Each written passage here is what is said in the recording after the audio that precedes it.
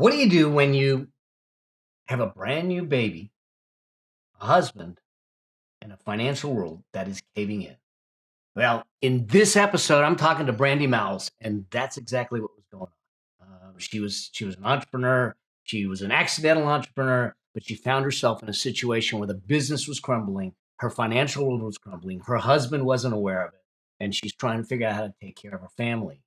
And she pulled herself through it, and it's an incredible, amazing story, not only inspirational but instructional about the things that she did to deal with it, the steps she took, the tactics she used. So whether you're struggling financially or you're on a financial journey and you're not where you're at, or maybe you are where you're at, this one is pure gold. You need to listen to it. You need to understand some of the tactics that she's using, and no matter where you're at, to realize that you too can come through it the way Brandi has. So I'll see you in the episode. Enjoy.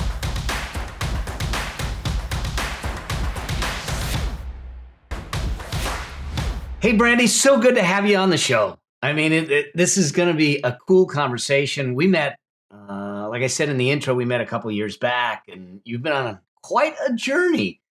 And part of the journey I didn't know about, and we're going to talk about it here. So welcome to the show. Oh my goodness, Mel, I'm super excited. I feel like that I just connected with you from the moment I met you. And I felt like we both met at a really interesting time in our life. You were just diagnosed. I was just starting a new business. And so I'm so glad to be sitting here now as friends and having this conversation. Oh my gosh. Thank you. Yes.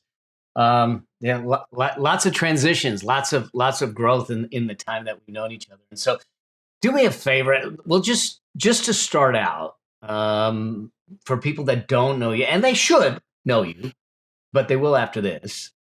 Who is Brandi Mouse? Oh my goodness. I am a wife and mom, first and foremost, in that order. I'm a taco snob. I'm a podcast host, and they say I'm a digital marketing guru, but I just like to nerd out over marketing and offer creation. And I'm your best digital marketing friend. It's true. It's true. And for those of you just listening, Brandi and I happen to be in actually two masterminds together. And so I hear the things. The stuff that goes on in her brain is incredible. But it wasn't always this way. Listen, if you're listening to this, we've come through the pandemic. We're kind of going through uncertainty in the markets. We've gone through a lot of different things, and I'm hoping that you'll hear this from the perspective of, if you're dealing with that, you're not alone. And just because Brandi and I are having this conversation, you're going to find out that we're right there with you. We've been right there with you. And Brandi, when we met, I was speaking at an event that she was at, and we had a conversation. And at that time, she had student loans of in excess of $100,000. And we had a conversation at that event. And then what happened with those? Because I want to start where we started, but then we'll give them the backstory that I was completely unaware of. So you came and you were talking about wealth, and this is something that was definitely, and it wasn't even the wealth part of it, just how to manage money correctly was definitely on my mind in that moment, for a bunch of back reasons. But I come from a very low middle class family. Blue collar workers work so hard their entire life, and I just knew paycheck to paycheck. Like, that's all I knew. And so coming in when I met you, I was making really great money at that point as a one-on-one service provider, just transitioning into digital products. And I wanted to know, like, what the heck do we do with this money that we're making? And I wanted to make sure it was the right thing. And we talked about, I wanted to buy a house eventually, but that felt really out of range. We had 100,000 plus. It was actually 130,000 between my husband and I. Student loans from law school and undergrad and stuff like that. And I was like, what do I start with? Like, do I invest? What does that mean? Like, do we buy a house? Do we pay off student loans? And I remember we talking about this. And at that moment, the best thing for us to do is pay off the student loans. And so I think 8 months after we had that discussion, we paid off over all of the student loans. I think we have like $5,000 left that we'll pay off this year. And so that was so big to have that massive debt just gone. Get the And we albatross did it off your all back. through my business. Yeah. Yeah. And the interesting thing is, in that conversation, I had that conversation in isolation. I had no idea the journey that you were on. I now understand even more so why money management was at top of mind, because and we were just talking before we started recording, is that 3 years prior to that, or 3 years ago, Yeah. You had to actually file bankruptcy. You had a business that put you in debt, and you had to file bankruptcy. Tell me, as we walk through this, what got you there? What got you to the point where thinking bankruptcy is the solution? All the things that came out of it, because I think that the rebirth is an amazing thing. Yeah. For sure. And we don't know it in that moment. It feels No. really horrible in that moment. And so I was the first generation in my family to go to college. Like I said, very blue collar family.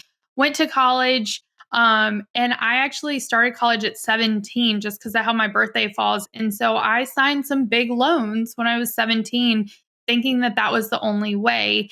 And so undergrad racked up about $35,000 in undergrad. And then I had double major in international relations and history with a minor in African studies. Like, what the heck are you going to do with that? And so my options were go be a teacher or go to law school. And so law school sounded like a really great option to me. So I went to law school at the age of 20, signing massive loans, like nothing on undergrad loans, and went to law school and then found myself in a really dark place. I was doing super well in school, top 10% of my class, but law school is like mentally really difficult. You're reading horrible things that happen to children and people, and my whole viewpoint on the world started to change. And then it got to the point where we had to do summer interns, and I needed a job, like a paying job, because that's always been since I was 14, I've worked. And because I went to Alabama, very much still is boys. I mean, it's the boys' playground there. And so I was told that there was no way I was going to get a paid internship. She was very honest with me, and I couldn't afford to work for free. And so I went to an event, and it was like a direct sales network marketing event. And there was this woman sitting up there, and she was telling me about all this money she was making and how she didn't even have a high school education. And I was like, oh my God, if she can do this, you better believe I can figure out how to do this. And I had always been a bartender or server. I knew people, I knew how to sell. And so I was like, I'm going to do this. And very quickly, I was able to earn a free car and like all these, like they give you like diamond rings and stuff. And this was so out of my life, like what I was used to. And for the first time, I was making like amazing money. And so then I ended up leaving law school and took a lot of debt with me and pursued this for 8 years. And I moved very quickly to the top. And through that, I learned how not to manage a business very, very quickly. I'm not bashing network marketing or MLM, but there is a culture in a lot of them of not really discussing how to manage money, or that there will be, times where you're not making as much. And also how this one was set up, as I actually moved up the company, which was encouraged, my paychecks kept on getting smaller. And then also I had partnered with David's Bridal, and so lead generation and stuff like that. So I had so many expenses. I had a brick and mortar studio. And at this point, I was 22, 23 years old. All of a sudden had $10,000, $15,000 a month, but also really heavy expenses, and not knowing how to manage a business, not knowing how to manage personal finance. And there wasn't a culture of communication on how to do anything like that. It was just make money, move up. Like, this is what you do.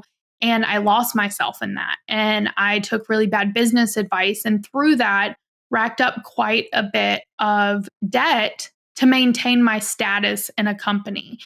And I think that's a really dangerous place. And it doesn't matter if you're in network marketing or anything, but when we tie our self-worth to our title, our status, Yeah. it can be a really dangerous place. And so when I was 8 months pregnant with my daughter, I told my husband, I was like, I'm done. Like, this is not what I'm going to do anymore. I didn't feel right about having other people like do the same thing I was. It was so out of alignment with who I was. The purses, the statuses, the cars, like that wasn't me. And I didn't want my daughter to also like have those things. And so he said, what are you doing? Like, we're bringing in money.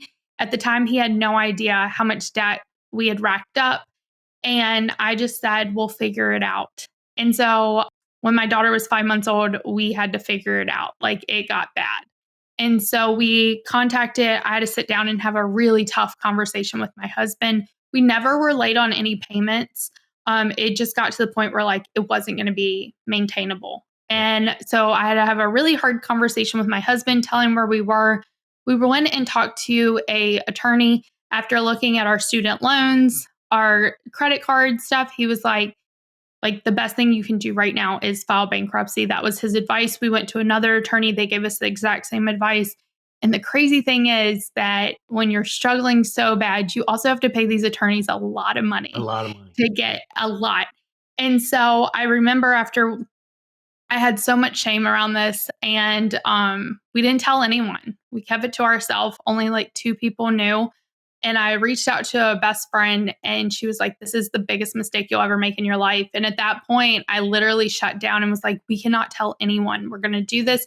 It's the best thing for our family, but like, we're not telling anyone.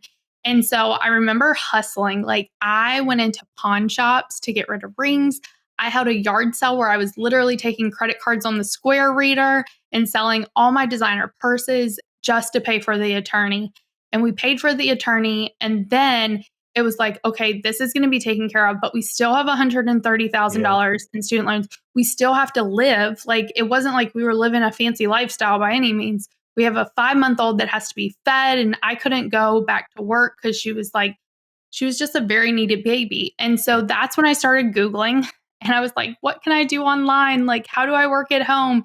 And I came up with a virtual assistant. So I want to take you back because I want to keep this going, but because here's the thing. I think there's a couple things you said that I want to just dig a little deeper in because I think this Yeah. is really important in our world today. You were spending money to keep status. Yeah. Um, I I just actually did an episode called, and I'll hook it up here too, at the end of this, but yeah, social media is stealing your financial future. And even if you're not in a company, social media is creating an environment where we start to spend money to create status. Let's put it this way, a facade of status. Yeah. And that's a slippery slope. That's the thing that really kind of got you is that the emotions of that kept And you in the game. Yeah, and it wasn't even social media. It was inside the company. I was Yes. speaking on stages in front of 10,000 people as an extrovert. That's like, oh my God, like I'm speaking, like this is like my dreams are made of this. And I was driving a car and I was recognized by the car I drove because it was a symbol of success. And we had jackets, like everything in the company was tied to your success, Yeah. like the jacket you wore, how many diamond rings you had, because these showed that you were successful in the company. And these are things that I had never cared for in my whole life. Like, I never wanted a designer handbag. I never wanted rings. I'm not saying there's anything wrong with that. It was Right. just not me. But I was so worried about losing my status in the company that I took bad business advice and did what other people in the company were doing to keep their status. So in the process of being afraid to lose your status, you lost yourself. Yeah, absolutely. And it's a tough place to be. Now the aha came, the realization came, and good on you to be able to say, wait a second, this is a problem, and I got a family, and I've got a newborn, and I have a husband, and you know, and I'm extracting it out. So if I misstate, correct me. And I haven't been totally honest with my husband. Right. about where we're at. So you're going to sit down and have this conversation. Now, those of you that are listening, you might be in a similar situation for different reasons. And so as we walk through this, understand the courage that it takes, because I want you to hear the outcome and what it makes when you have the courage to take the steps. So you're going to sit down with your husband. How did I don't want to bring up the emotions, but how did the conversation go? I first and foremost want to say that I have the most incredible husband in the world. And when I sat down with him, I explained our situation. He did not once blame me. He took full responsibility because he said he's also a partner in this. Like I shouldn't have been the one that had to manage all of our finances on my own. There should have been a conversation, and that he also took responsibility for it. And I'm so lucky. But I did hold on to a lot of that blame for a long time. Like it's taken me 4 years to like actually get through that blame and know that at the time I thought I was doing what was best for our family. Ultimately, it wasn't. But I don't think I've ever felt so ashamed, so embarrassed. I cried a lot, showing all the numbers where we were, but it was the best thing I could have done because I knew if we if I kept on trying to do what I was doing, which was, okay, here's the money, let's pay the minimum, but then we needed to turn around and use those credit cards just to buy groceries or formula or diaper. Like it wasn't sustainable. And I recognized that. And I was like, we have to get ahead of this because it was just draining on me and it was draining on our family. And so it was the hardest conversation, but it was the most important conversation I've ever had. So tell me, first off, he sounds like a good dude. Keep him. Yes. Incredible. Because here's the thing, it's been stated that finances is one of the biggest stressors in a relationship. And part of it is because we don't talk. Right. We don't talk about money and everything. But I look at it differently. I believe that when you talk about money, you're talking about something bigger than money. You're talking about your vision, your family's vision, your life together. So having gone through that, how has it changed your relationship? Yeah. Now Austin's very aware of any money we spend. He's very aware of like he's not going to come and ask. We don't really ask before we buy. Like we don't have one of those rules, but we are respectful of each other, and so we'll come and be like, "Hey, this is where we're at financially. This is what I would like. What are your thoughts on it?" And so we'll talk that through. We do have credit cards now. They're paid off every other week, but we do have those to build our credit and everything. And so both of us are fully aware what's on there, what was put on there, when it's paid off. So there's an open communication. He knows how much our expenses are a month, which also helps because I think like I still manage our money, but he knows what's coming out, what our expenses are, and what's came in, which makes it really, really helpful because he's not asking for stuff because he doesn't know anymore. And I don't have to say no to something, like it creates a really weird dynamic when you're saying, no, you can't get that. When Yeah. it's like, well, I'm not saying no, you can't get it just because I don't want you to get it. It's because like we don't have the money. Like he would know that. So I think it's opened up our relationship. Now, is there still work to do? Yes, I still manage like 99.9% of it, and he could definitely be more involved, but it's a work in progress. And I think just where I am in our business and stuff, I'm managing money every single month. It falls onto me because that's what I do. Do you find that it brought you closer? Yeah, I think it taught us that communication's super important. We got married when I was 23. I met him when I was 17. And so we I didn't had know to you were all like, high school sweethearts. well, he's in college. I was in high school. I had just graduated high school when we started dating. So we were college sweethearts, There you but we've been together for a long time and we had to grow up together. And so both of us come from very Southern roots where you don't talk about money and it's one person manages it and that's how it is. So we've had to learn a lot along the way. So it's definitely made us stronger in that sense. And it's creating a different dynamic for our daughter. Yes. She now grows up in a home where we talk about money openly. We discuss finances openly, even with her. And so hopefully we're changing generational expectations and communication about finances and money as well. I can't tell you how much I love hearing this because I'm a absolute believer that we need to have these conversations as Yeah. a family, and it doesn't mean that you say to the kids, here's the bank accounts. Yeah. But when we give our children some skills, communication, financial skills, they're going to serve them the rest of their life. And yet we demonize money. And it's not the money that's the challenge. It's it's it's how we view it, it's how we use it, it's the tool, but yet we won't have the conversations around it. So you have the conversation, you decide, look, I get it. I'm not a proponent that says bankruptcy is the way to go because I think sometimes we can use it when we don't need to because it seems easier in the moment. Bankruptcy comes with a whole lot of burden. It Yeah. comes with a whole lot of, as much as you felt shame and guilt and all that before it, there was a whole new level with this. Absolutely.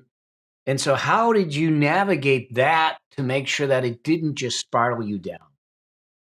Yeah. So I don't know. I just got in this like mindset that like I had to change our dynamic. My husband had when we had our daughter, he took a pay cut for better benefits. And so we were he was doing the best he can. And so I was like, how can I contribute to our family? That was definitely like first and foremost the like I think sometimes when your back's up against the wall, you just make stuff happen. And so I found this course on how to be a virtual assistant. And I had hired virtual assistants before, and they sent out birthday postcards to my customers. And I was like, I do not want to do that. But one thing that I learned a lot from my business that was so incredible is I got so good at marketing. I was so good at sales. I was so good at text marketing. Like now, text is popular. I was doing text 10 years ago and helping like companies fly me out to Utah to learn how to text market. And so, email marketing, I had social media, like I knew how to do all of that. And so, I came online and I started doing it for clients. And then I got into Facebook ads, found out I was really good at that and ran with that. And very quickly was able to scale my business to six figures and then added a digital program and did 1 million then the very next year. And through all this, my number one focus the entire time was how do we stay as profitable as possible? Like that was always in my mind. Like we're doing this different. If it means that we have to slow down, that's fine. If it means I say no to some things, I was totally fine with that. How can we be profitable? And then how can we not go out and just spend all that money? Like I didn't want to live paycheck to paycheck. I wanted this money to make a difference in some way. And we've been able to donate to like a lot of money to charities that we would have never even been able to like think about donating before. And we've been able to buy our dream home and all these different things that came with that. But I'm so grateful for knowing, like going through that experience. Now I can look back and be like, okay, I'm grateful for going through bankruptcy because it taught me how to run a business correctly. But I wish I would have learned it a different way. But because it was definitely hard and I've struggled for 4 years. I'm so grateful for the mastermind that we were in together because that mastermind was supposed to be for marketing, but for me, it was for healing. And I met incredible people that helped me heal through this that, I've never thought that I experienced trauma in my life. And there's different forms of trauma. And I was able to heal from this and forgive myself and know that like this is just a part of my story and it shouldn't be hidden because as long as I'm hiding it, I'm holding on to that shame. And so how can I turn this around to help other people? So this is beautiful because, um, and I get where you're coming from, where you're feeling. I mean, I felt the same thing with the Ponzi scheme. This guilt. Here's the thing, and maybe it helps those listening, but even you at some level. With all the interviews that I've done, billionaires, millionaires, 100 millionaires, people starting out. every single one of them, without question, has some level of guilt or shame around money. Yeah. And some because they have it, some because they had it and lost it, some because they don't have it, some because they did something wrong with it, all kinds of reasons for it. But it exists. I still deal with it at times, you know. But now you're aware of it, you're more equipped, Right. and you've given it. We talked about a couple things, and I think that I want to hit on a few. You mentioned your run, so you went into a new business out of necessity because you needed formula, you needed to take care of the little one, and you needed to take care of the family, and out of necessity you decide to get in business, and this business turned into, like you said, it's a seven-figure business today. You actually did this in a very short duration, Yeah. and so the recovery time wasn't too long. But the thing that I want people to make sure they understand is, you said you have a huge focus now on being as profitable as possible. Yeah. And so there's a couple of questions that come up for me. One is, because I want people to hear it. What's your margins? Now, margins, Yeah. I mean, your profitability, because it's insanely good. Yeah. So it was at 87%. And then to hit million, I have a life coach as my bookkeeper and accountant. So like it really works. She was like, okay, Brittany, if you want to hit that next level, like you have to also be okay with still being profitable, but not at 80 some percent. Like that's not gonna maintain. And so my goal is always to stay above 50%. So we're running at a 57% profit margin. And that feels so good to me.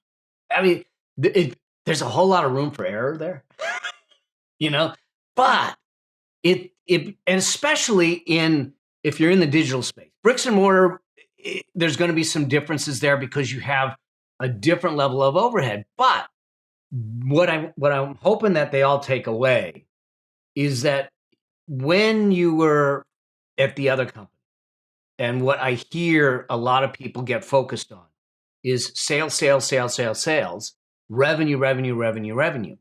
And I've always said revenue is a vanity metric. Yep. It doesn't matter how much you are selling if it doesn't end up in the bottom line. And now your profit focus first versus sales focus. Absolutely. And one of those things we've made decisions like my bookkeeper said, "What's your goal for this year?" And I was like, "Let's just do 2 million and run at a 50% profit margin." I think it helped me also learn that I don't want a $10 million business. Mhm. Like that doesn't hit my financial goals because I know that that's going to be more team. I'm not saying that at that level you're not running at 50%, but to get there, probably not. And so for me, it was like, what's going to sustain, like, what lifestyle do I want to live? How much money do we want to give to charity? And what does that look like in revenue? But more importantly, what's that profit margin? Yeah. Because to me, I much rather have a $2 million business running at 50% profit than a $10 million business running at 10% profit. Even if I take home more, like the stress, the lifestyle, all that it's not what I want. And I think that when you focus on profit, you can get really clear on like, what do you actually want in life? What do you want your lifestyle to look like? What do you want to have money to give back? What does that look like? And since focusing on profit, I don't say no to things. Like people think I'm always like, I don't like go on travel and all that kind of stuff. And my two biggest expenses in my business are education and travel. Those are my two biggest ones. Where most people it's team. That's not the case for me. We run a small, mighty team. But like those are the two areas that light me up the most. I love being in masterminds. I love travel. I love education. And when I invest in those, my business grows. And so I don't say no to stuff. I just know if I invest in the right things, my business is going to grow because of it and my profitability will stay the same. So it's really about being intentional. And Yeah. and what's beautiful about what you just said, it fits really well with the affluence blueprint, because when we walk through through the affluence blueprint, the first thing we do is define lifestyle. too often we're chasing income.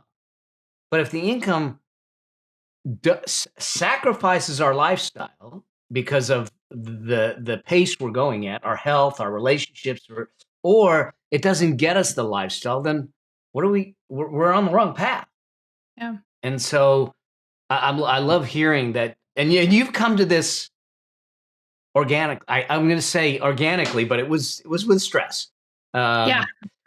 Because I wasn't openly teaching this when you were going through this.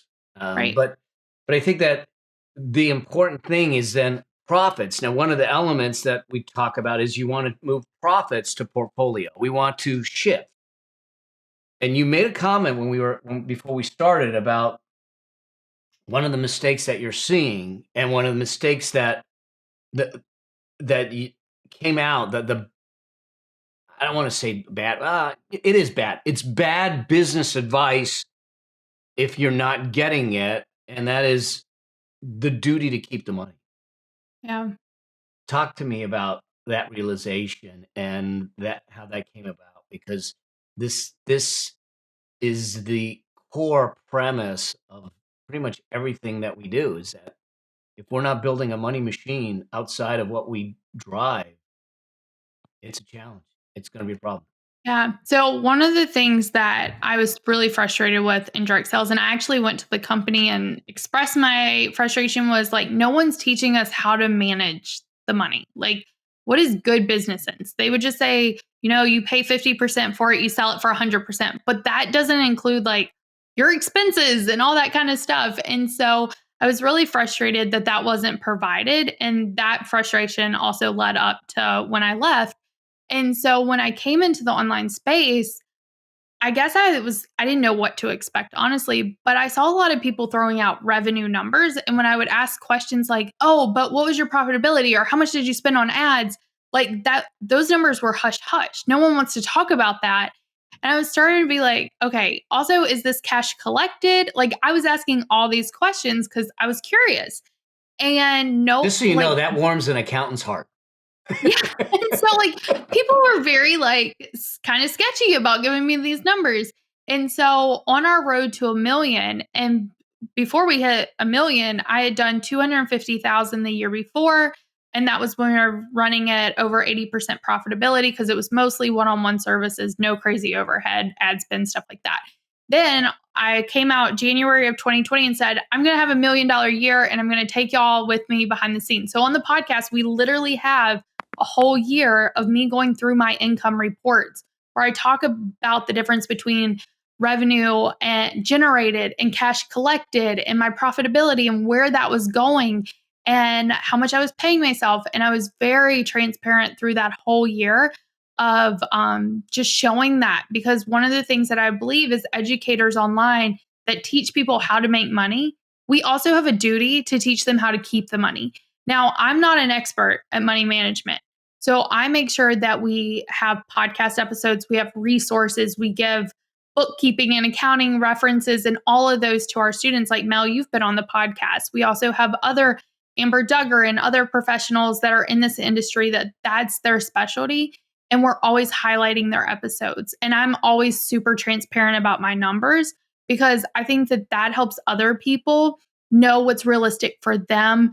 It knows what's possible. It also shows them like, this is what it looks like to run a business. If I'm bringing in $80,000 a month and my expenses are $40,000, that's common. Like to have, $40,000. And if you're not willing to spend, even $5,000 on expenses, then like, how do you expect to get to $83,000 a month?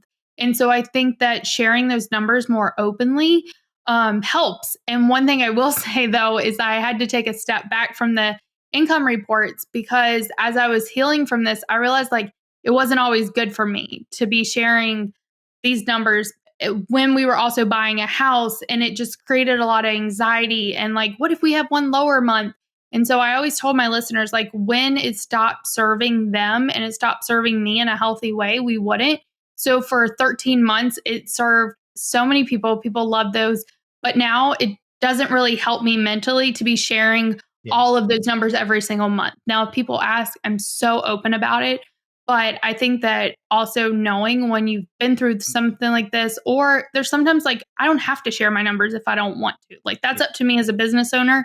And so, how can we be transparent, but also know there's boundaries? Like, I'm still working through money management and shame and things like that, and giving people grace for when they do share numbers, also giving them grace when like they just don't want to and they don't have to. Yeah. So let me get this straight. If I heard you right, you did $250,000. Mm-hmm. You have never done $1 million. No. And you declared openly, I'm doing $1 million and I'm taking you for that ride. Yes. I love it. Oh, man. And people were like, wait, what? I even remember my coach at that time was like, Brandi, now we can shoot for $1 million, but what's like your realistic goal? And I was like, million. Like, that's the realistic goal. And I didn't know how it was going to happen, but it did. And we actually did 1.2 million, which was, and 1.2 million was generated. 1 million was actually cash collected. So it was super fun. And we documented the whole thing. So good. So good. I had no idea that you did that. Yeah. Oh, man. Because it gives a whole new light to it. One, the fact that you made a declaration and you put it out there, it, to me, in the context of what you just came out of, makes it even more powerful to sit back and go, I was down, but I'm back and I'm coming back strong. And because you could have laid down in the fetal position and wallowed in the guilt and the shame and the and all that, and just said, I don't know what I'm gonna do. I don't know. And I think that there may be some people that are listening that are struggling in that, and they're uncertain, so they don't make a decision and they don't make a declaration, they don't move forward. And speaking to them, what was the catalyst for you to turn around and say, no, I'm gonna drive this stake in the ground and I'm gonna let the world know? Yeah, I think it's because, I mean, I've always had to be a fighter in a sense. Like, I mean, my parents did the best they could, but like when it came to school, I had to pay. When it came for like wanting to go, like get a car, I had to pay for it. Like everything's always been whereas fighter. And I was like, you know what? Like I was just down and out big time. And I was able to bring my husband home and everything before hitting million. So I think I was kind of like in a momentum, like it was just adrenaline. And I was like, you know what? If we don't hit 1 million, who cares? We'll get so stinking close. And then, oh wow, like they went on a journey. I didn't hit it. Most people don't hit their goals. Yeah. And then it will just show people like I'm a normal person. And so I think it was just a way for me to stay accountable to myself. And then those episodes turned into something so much bigger. I mean, like it grew our podcast tremendously. And it gave people a super transparent look. Like there was a month where I was like, oh, we just had an I think it was $120,000 cash collected month. And then the next month it was like 25,000. And I remember having to record that episode. And I was like, you know what? This is online business. This is what it looks like in this type of launch model that I have. But, like I didn't go spend all 125,000 last month. Like it's already been divided out through the next 10 months or whatever. So our business is good, but like, this is what it looks like. And that's why you can't just go out and spend every single thing that you got because not every month is going to look the same, especially in the online world, especially if you're on launch cycles and stuff like that. So this is big because a lot of people that I talk to, they say, what do I do? Because my money is up and down. I said, this is big. I just got a question about, do I average it for the year? The problem with averaging it for the year is you don't think about the peaks and valleys. Right. And there may be a month, like you said, from 120 to 25.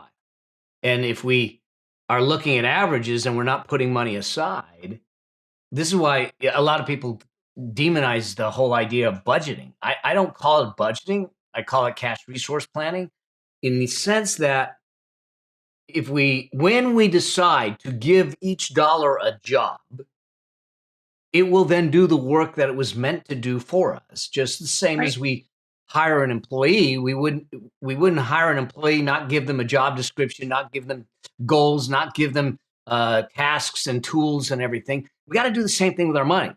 And by virtue of looking at the actual flows in and out, one, we understand profitability. Two, you understand that, hey, this 120 is going to have to last a little longer. I was just having a conversation with someone earlier today. We were doing an interview, and he's talking about the money coming in. I said, "Are you carving a slice of that out for taxes?" I could just see on his face. No, I said, "Yeah, so let's carve a piece out for taxes, put it aside because it's not all yours to spend." Right.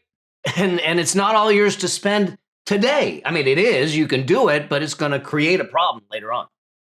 And I think this is one of the areas where you also have to know what you need help with. Like, I know that like budgeting and like putting things in a sheet and stuff, like that's not my sweet spot. And if I had to do it each month, I wouldn't do it. I show up for an hour-long call where we go over everything.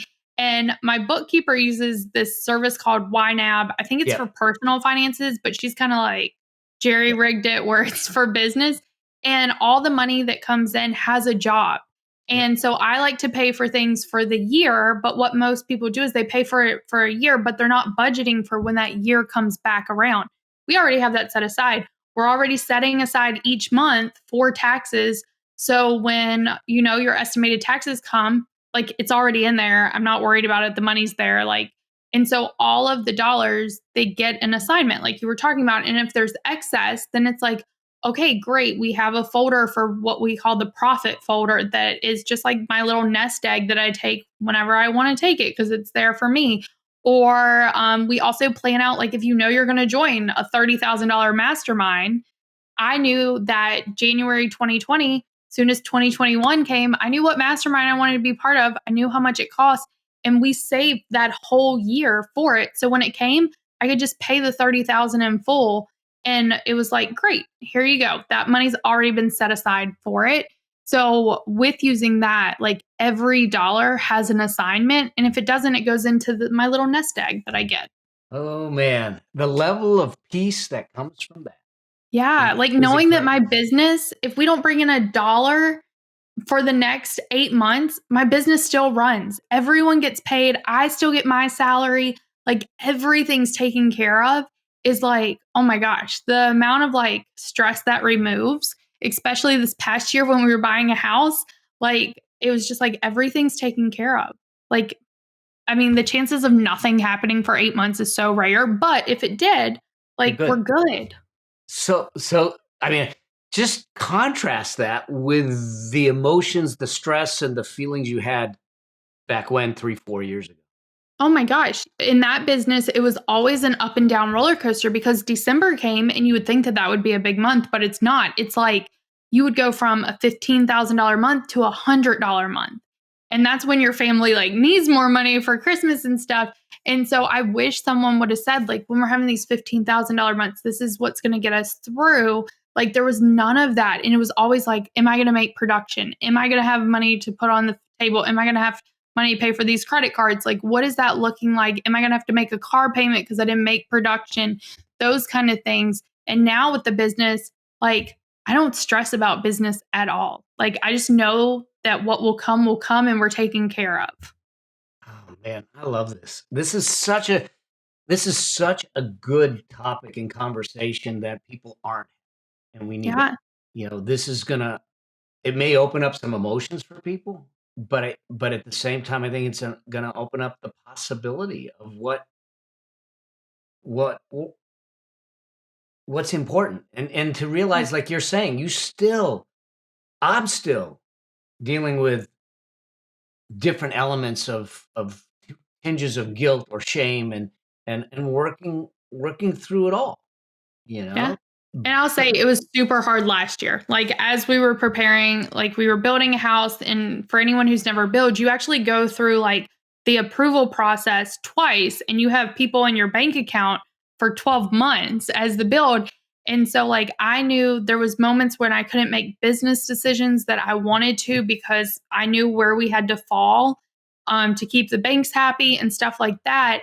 And I was also like, that moment, like signing the contract for us to start building the house is when all these emotions flooded in, because it's the biggest investment you'll make in your life. I felt like all the pressure was on me because I am my husband's a full-time stay-at-home dad. And so going through that, I think like accelerated my healing process, because I had to heal in order. And there was moments in my business where I was like, I just want to throw it all out.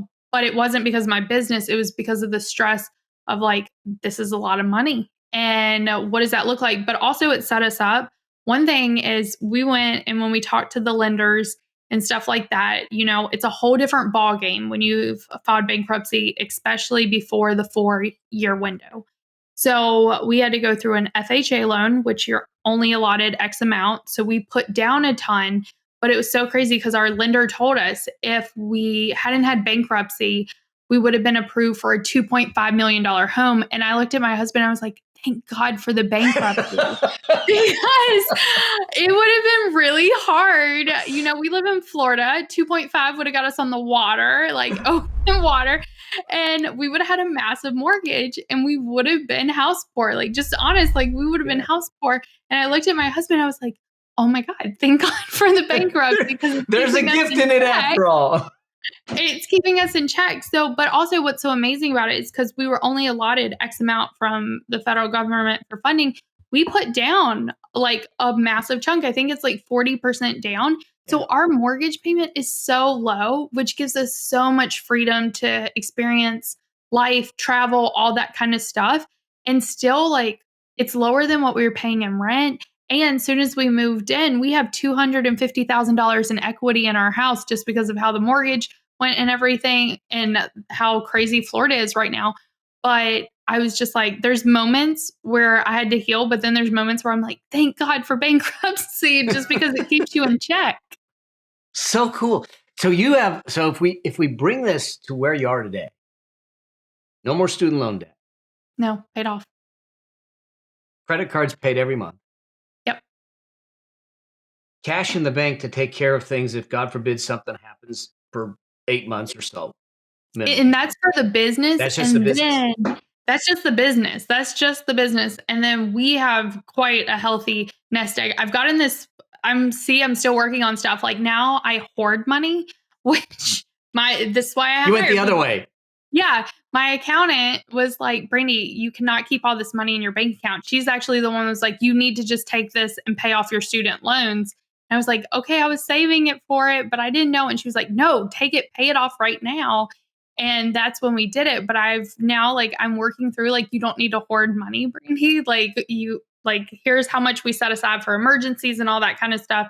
And then also, like, the business has its own where we're good for 8 months with the business. And then my family, we're good for a year. And so it's so much peace of mind with that.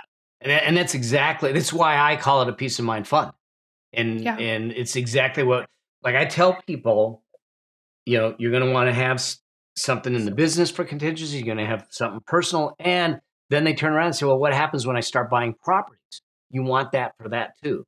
It's a separate entity in itself, in the sense of if what happens if it goes vacant, or it gets, like, I had a rental property where, holy moly, I had no idea people lived this way.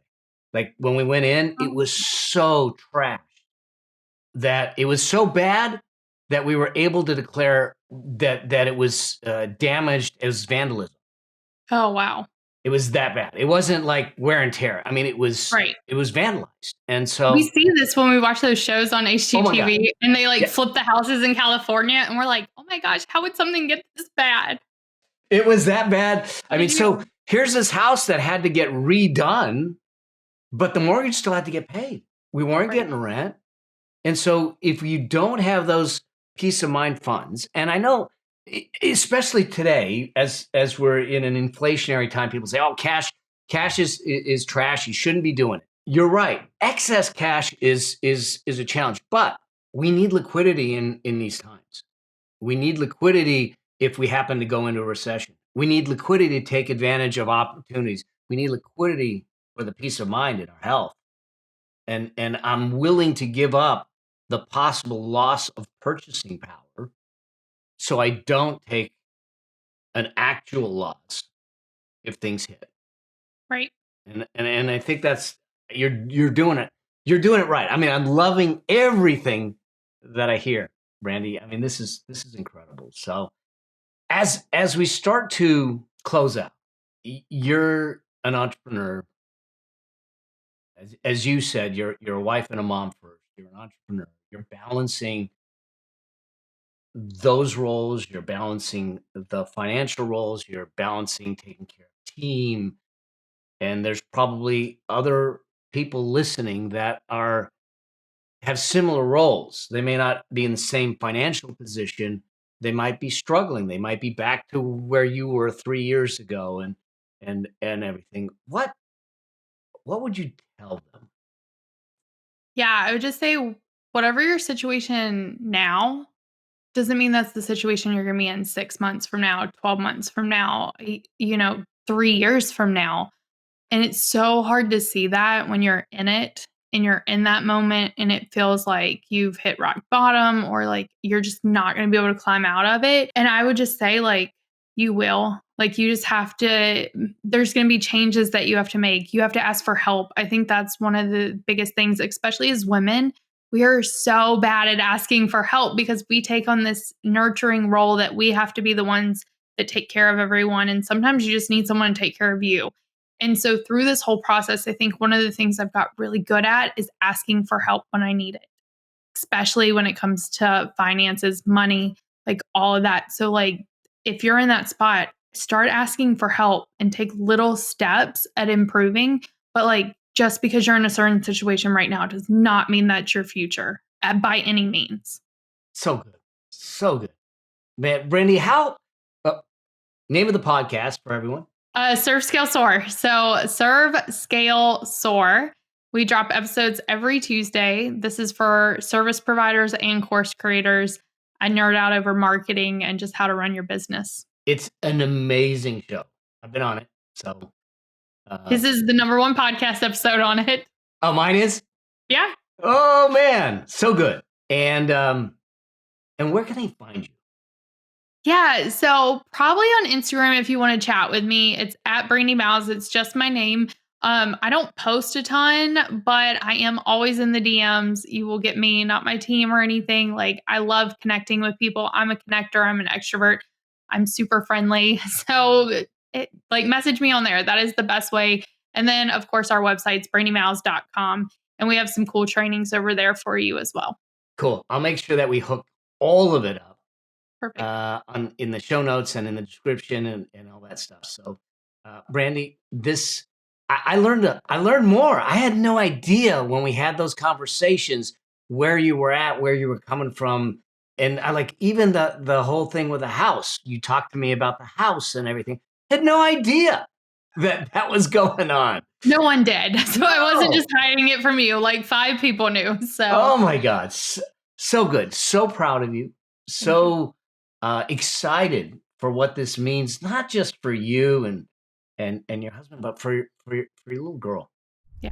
You know, it's going to be a totally different life because of how you chose to step up, show up, and take take the battle on Yeah. and say I've got this and I'm going to conquer it and you did, you have, you are, and you continue will. So, and Well, thank you so much. if there's anything I can do for you, man, hit me up. I'm here for you. Thank you so much. And thank you everyone for listening.